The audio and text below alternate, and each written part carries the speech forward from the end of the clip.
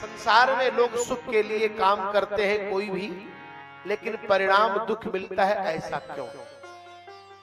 यह सुनकर के मैत्रेय मुनि मुस्कुराने लगे। वाह, बहुत अच्छा प्रश्न किया आपने। आप तो स्वयं धर्मराज हो, लेकिन मांडव्य के शाप से इस धराधाम पर आए हो। मांडव्य महात्मा ने श्राप दिया था। मांडव्य एक महात्मा थे जिनके शाप से धर्मराज ही 100 वर्ष तक धरती पर विदुर के रूप में आए। इसकी भी एक कथा है। मांडव्य मुनि एक आश्रम में रहते थे। उनके बगल में एक राजा का राज्य था। वहां राजा के यहां चोरी हुई, तो चोर लोग सामान चुरा कर चले, तो भोर हो गया। और जब भोर हो गया तो चोरों को लगा कि अब ये सामान कहां छुपाया जाए।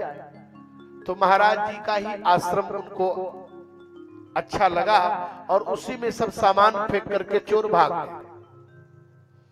राजा के सिपाही जब सामान खोजते हुए, चोरों को खोजते हुए पहुंचे, तो महात्मा मांडव्य के आश्रम में सब सामान मिला। मांडव्य जी समाधि में बैठे हुए थे। तो उन सिपाहियों को ऐसा लगा कि ये महात्मा रात में चोरी करता है और दिन में आंख बंद करता है। तो बड़े नाराज हुए वे सिपाही सब, और उन सिपाहियों ने कहा कि तू चोरी करता है, चल।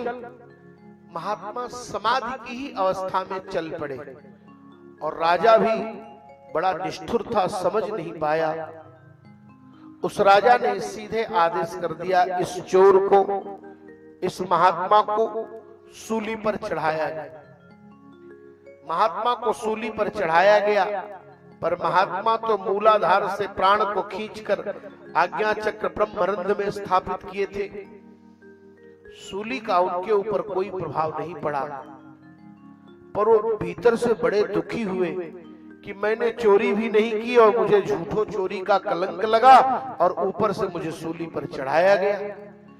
तो महात्मा जाकर के श्री मांडव्य जी महाराज पहुंचे धर्मराज के पास, और धर्मराज के पास जाकर और उन्होंने उनसे प्रश्न किया। क्या प्रश्न किया?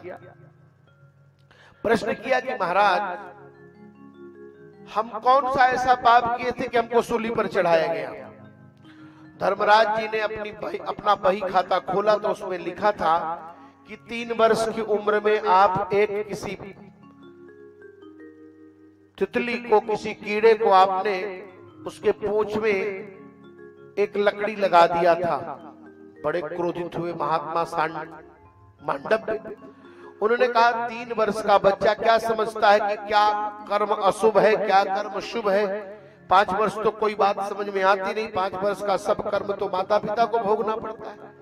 लेकिन तुमने अपने अधिकार क्षेत्र का गलत उपयोग किया है, इसलिए धर्मराज मैं तुम्हें श्राप दे रहा हूं। जाओ, पृथ्वी पर तुम 100 वर्ष तक रहोगे और तुम्हारी बात कोई नहीं सुनेगा।